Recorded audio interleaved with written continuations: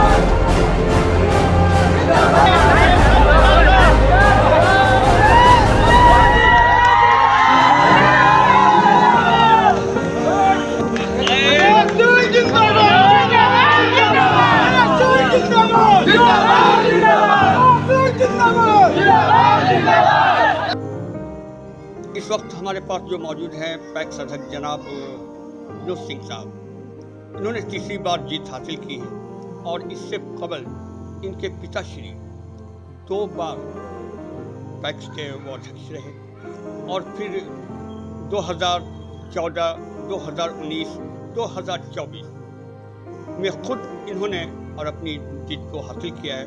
तो आइए मैं ऐसे में बात करता हूँ जो इस वक्त हमारे पास विनोद सिंह साहब मौजूद हैं, इस हवाले से कि नगर पंचायत रोहतास का इस वक्त 2024 में 01 और 02 का पैक्स का और काफ़ी कुछ अलग तरीके का हुआ, कुछ ऐसी सी बातें हुई जो कि आज इस मुद्दे पर मैं यहाँ पर आया हूँ। इलेक्शन के दौर में कुछ ऐसी सी बातें भी हो रही थी कि पांडव कौरव की लड़ाई है, ये है या वो है, बहुत सारी बात ऐसी ऐसी निकल कर आई जो कि चर्चा में ये बात रहा, सुर्खियों में रहा। तो चलिए इन सब बातों का शुरुआत करते हैं। ये नियाज़ी न्यूज़ में आपका स्वागत है। Thank you. आप सभी चैनल वाले को मेरे तरफ से भी हार्दिक शुभकामनाएं हैं। आपने तीसरी बार जीत हासिल किया है पैक्स अध्यक्ष का, अपने वोटर को क्या कहेंगे? वोटर जो है, वोटर को सही में फ़ायदा हुआ है और वोटर को जो मेरे बस की बात है, जो मैं काम करता हूँ, चाहे मेरे अंदर जो पैक्स के अंदर जो वर्क है उसमें 100% हम उन लोगों को काम करने की कोशिश कराता हूँ, उनको बेनिफिट पहुँचाता हूँ। दूसरे रह गया गांव है, लोकल इलेक्शन है, रूरल इलेक्शन में आरोप प्रत्यारोप होता है, उससे हम घबराते नहीं हैं, क्योंकि जो आरोप प्रत्यारोप देते हैं वो भी अपने भाई हैं और अपने परिवार के ही हैं, अपने गांव के ही हैं। मुझे किसी तरह के किसी से दुश्मनी नहीं है और ना कुछ हमें कहना है। अगर कोई मुझे, जैसे अभी हमारे नियाज़ी न्यूज़ वाले बोले कि कौरव पांडव की बात, हमारे यहाँ कौरव पांडव नहीं है, यहाँ 2 ही, एगो मानव एक दानव। अपने गांव में रोहतास नगर पंचायत के अंदर हमारे नज़र में 2 ही ग्रुप है, कोई अति पिछड़ा नहीं, कोई फॉरवर्ड नहीं, कोई बैकवर्ड नहीं, कोई दलित नहीं, कोई महादलित नहीं। मेरे समझ से 2 ही ग्रुप हैं, एक दानव एक मानव। जो मानवता के लिए काम करेंगे, चाहे किसी धर्म जाति के हों, वो अलग है, वो मानव ही है, उनको हम समझते हैं। एक है दानव ग्रुप, वो किसी के पीछे काम करना ना करना, बेतुका आवाज़ लगाना, ये करना, या मानवता के खिलाफ काम करने वाला। तो यहाँ पे 2 ही लोग रहता है, कोई गरीब नहीं है। अपनी नज़र उठा के देखिएगा, नगर पंचायत में कोई गरीब नहीं है। हमें तो नहीं लगता है कि कोई दलित है। हम दलित को भी अपने बराबर में बैठा, दलित क्यों का दलित करके कह के दलित को शर्मिंदा क्यों करेंगे?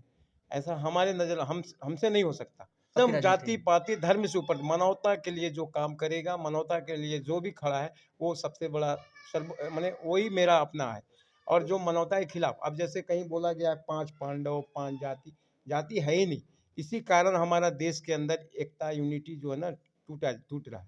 अब किसी को हम रविदास कह दें, किसी के दलित कह दें, महादलित कर दें, ये उतने बड़े हम नेता नहीं है कि हम कह सकते हैं। मेरे लिए तो सब अपने भाई भाई। इसी गांव में पैदा हुआ हूं मैं, इसी गांव में रहने वाला हूं मैं, इसी गांव में मेरे बाप बड़े हुए, यहाँ से अपने सही समय पे चले बसे।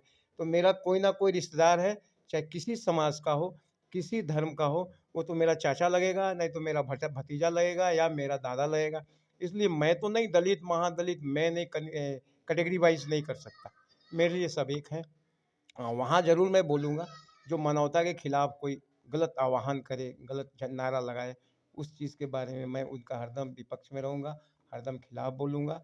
हाँ, लेकिन जहाँ मानवता की बात हो गई, वहाँ एक नज़र से अभी मेरा जीत का एक सबसे बड़ा कारण है, आप पता लगा सकते हैं, खेती करने वाला सर्व समाज से है। उसमें आप भले कैटेगरी कर दें, लेकिन मेरा कृषक एक किसानी कहेंगे। कोई भी किसान से पूछ लीजिएगा, एक नज़र से दरवाज़ा खाद है तो सबके लिए, बीज है तो सबके लिए, अगर किसी तरह का मदद है तो सबके लिए, और धान खरीदना है तो सबके लिए, सबका एक रेट, सबका एक चीज़, माने किसी तरह का 19-20 नहीं है। यही मेरा काम का जो सबसे मूल मंत्र है कि मैंने कभी अपना गैर, छोटा, बड़ा पहले नहीं से किया। दिमाग में नहीं है और ना सोचेंगे भी नहीं आगे। और ये सब करने वाले को मैं क्या बोलते हैं, खंडन करता हूँ, वो ठीक बात नहीं है। सर, समाज का खिदमत करके आपको कैसा लगता है? ये तो अच्छा लगता है, हमारे पिताजी भी, हम खुशनसीब हैं कि वैसे माँ बाप के कोख में पैदा हुए हैं जो किसी का दिल नहीं दुखाया आज तक। मैं 2014 में आया था। 2014 में मैं पैराशूट मेंबर्स यदि था, कैंडिडेट था। उसके बाद मैं 5 साल किया, तो जनता को विश्वास जगा, दूसरी बार जीता है, तीसरी बार जीता है। तो काम जो है मेरे अंदर 2 ही 3 काम है, ज़्यादा तो है नहीं। वो काम में 100% करने की कोशिश करूँगा और होता ही है। एक अकबरपुरी गाँव ऐसा है जहाँ 99.9% किसान का धान पैक्स में जाता है। इसके बाद खाद भी 99.9% किसान को हम अपना अवेलेबल हाँ सर, करा वो तो देते हैं। देखने को भी मिलता है, हाँ, कृषक कहते भी हैं। हाँ, तो ये चीज़ जान लीजिए। और ज़्यादा बात करने से कोई फ़ायदा नहीं है आप लोग के सामने। काम तो अगर हम अपनी काम को अपने ही से बताएं तो भी ठीक बात नहीं है। इस मुकाम तक, इस शोहरत तक, आपको बुलंदी तक जो आपके किसानों ने आपका खुल के साथ दिया, उनको क्या कहिएगा आज मेरे किसान तो किसान नहीं, वो मेरे पिताजी हैं, मदर है और माताजी हैं, भाई हैं, भतीजा हैं। वो इस जगह पे उनका पहुंचाना काम ही था, वो अपना काम किए, मेरा काम अब बचता है, मैं भी कोशिश करूंगा उनका दिल ना दुखे तो इस किसी बार तरह क्या से। आपका मास्टर प्लान है किसानों के लिए? किसानों के लिए मास्टर प्लान जो मेरे पास है, अभी जो होता है उससे किसान फुल संतुष्ट है। पहले तो कोई भी पैक्स अध्यक्ष हो जो झूठ ना बोले, समर्थन मूल्य दे देंगे, ये कर देंगे, वो कर देंगे, ये सब ख्याली पुलाव ना बनावे। कोई भी पैक्स अध्यक्ष उनको नब्ज टोवे, उनकी रियल में जो परेशानी है दूर करे, हम हो या कोई हो, चाहे से हमारे पास है। हमारे सबसे, जैसे हम तो नहीं कह पाएंगे, लेकिन मेरे यहाँ सब किसान एक बराबर है, किसी के लिए दरवाज़ा खुला है। सर एक जिला में सर एक अभी बैठक हुई थी, अभी कुछ आया था सोशल मीडिया पे भी कि डीएम साहिबा ने आप सब सारे पैक्स अध्यक्ष को बुलाकर कुछ मीटिंग की है, क्या कुछ खास बात हुई? वो कोई हर धान अधिप्राप्ति से पहले होता है। धान अधिप्राप्ति की तैयारी के बारे में समीक्षा सर की एक जाती है। चैनल के माध्यम से आपसे कहूँगा कि कुछ पैक्स अध्यक्ष जो हैं वो कहते हैं कि समर्थन मूल्य नहीं देने का वजह कई होता है, देखिए, समर्थन मूल्य और पैक्स, एक सबसे बड़ी समस्या है कि नौहट्टा और रोहतास के लिए सबसे बड़ी अगर बात की जाए तो अरवा उसना का जो मसला है उसमें ज़्यादा लोगों का, पैक्स लोगों का ज़्यादा नुकसान हो जा रहा है। बहुत ज़्यादा नुकसान होता है। देखिए, हमारे यहाँ से कोई भी उसना मिल 70 किलोमीटर से नज़दीक नहीं है। तो अब गवर्नमेंट हमको 53 रुपीज़ समथिंग देता है। अब किसान के यहाँ से, अगर खेत से, यहाँ लगभग हमारे नौहट्टा, रोहतास के पैक्स अध्यक्ष लोग खेत से किसान का धान उठाते हैं। जैसे आप इंक्वायरी कीजिएगा, किसान कोई नहीं लेके जाता है, उनके पास साधन नहीं है। सब किसान बड़ा नहीं है, सबके पास ट्रैक्टर नहीं है। तो जब अगर खेत से उठाएगा तो 30 से 40 नहीं, 30 से 50 रुपये पर क्विंटल मजदूर को देना पड़ता है, जो किसान को बेयर करना चाहिए। बोरी के लिए हमें 15 रुपया मिलता है। जो बोरी में आप कहीं भी जाइएगा तो एक क्विंटल में 2.5 बोरी लगते हैं, जो आपको 50 से 60 रुपया में से कम नहीं मिलेंगे, और हमें 15 रुपये मिलता है। अगर किसान को बोरी देना है, हम 15 नहीं 25 रुपया दे सकते हैं किसान को। प्लस में किसान को खुद ही धान वहाँ पहुँचाना है हमारे गोदाम तक। क्रय केंद्र पे। तो ये सब देखते हुए जो उचित खर्च है, इसके बाद वो हमारे यहाँ है कि हम किसान का रसीद भी कटवा देते हैं। रसीद भी 1 साल का कटवा देते हैं, तो वो सब जोड़ जाड़ के करीब एक 125-150 रुपया खर्च आ जाता है, 150 नहीं 200 रुपया तक आ जाता है। और आप जानिए रहे सिस्टम में भी कहीं थोड़ा मोड़ा खर्च है, चाहे हम लोग का 100 रुपये के लिए हम 1500 रुपये डीजल भर के सासाराम जाने। कल मीटिंग हुआ, कोई मीटिंग की मैंने कोई खास अहमियत नहीं है, लेकिन फिर भी हर पैक्स अपना 1500 रुपये का डीजल डाल के। अभी आपके यहाँ अरवा भी पीडीएस में बढ़ता ही है, और वो अरवा छत्तीसगढ़ से आता है, वो अरवा एमपी से आता है, वो अरवा आपको वेस्ट बंगाल से आता है। उससे बेहतर है कि छोटे-छोटे मिल लोग का भी वर्क मिल जाएगा। एक छोटा मिनी राइस मिल, अरवा राइस मिल चलाने में आपको 2-4 लेबर का वर्कर का भी काम मिलेगा। इलेक्ट्रिसिटी भी जल ज जाएगी, गवर्नमेंट को भी इलेक्ट्रिसिटी भी तो खपत होगी, उसमें फ़ायदा है। रोज़ किसानों का भी फायदा है। किसानों को फ़ायदा है। तो कम से कम 40% 40-60 का रेशियो रखा जाए। और हमारे ज़िला में जान रहे हैं कि उसना मिल की संख्या बहुत कम है। एक-एक मिल पे 30-30 पैक्स हो जाते हैं। और बड़े पैक्स होने की वजह से वो क्या होता है कि उन पे लोड हो जाता है। जब 30 पैक्स हो जाता है तो फर्स्ट लॉट उनको देना है क्रेडिट पे, पैक्स अध्यक्षों को। तो 30 लॉट जब देगा तो 30 लॉट का कॉस्ट देखिए, 30 लॉट का मतलब हो गए 427 क्विंटल एक लॉट में होता है। तो 30 इंटू 427 क्विंटल का वो चावल बना के पैक्स को क्रेडिट पे देगा। जब पैक्स को उतना क्रेडिट पे देगा तो उनके पास भी, मिल वाले भी परेशान रहते हैं, उनके पास भी बहुत फंड की ज़रूरत है। इसके बाद जब उसके पास इतने फंड की ज़रूरत पड़ेगी तो हम लोगों को ज़्यादा से ज़्यादा हेल्प नहीं कर पाते। मिल है गजानंद सिद्धिविनायक कुदरा में, इन लोग के पास 30-35 पैक्स हो जाएंगे। तो फर्स्ट लॉट पहला माल हमको देंगे एक गाड़ी, तब उसके रेशियो में, उसके अकॉर्डिंग, उसके समतुल हम धान भेजेंगे। तो आप बताइए कि कोई मिलर है, एक लॉट का कीमत करीब 10 लाख रुपया, 9 से 10 लाख के बीच में आता है।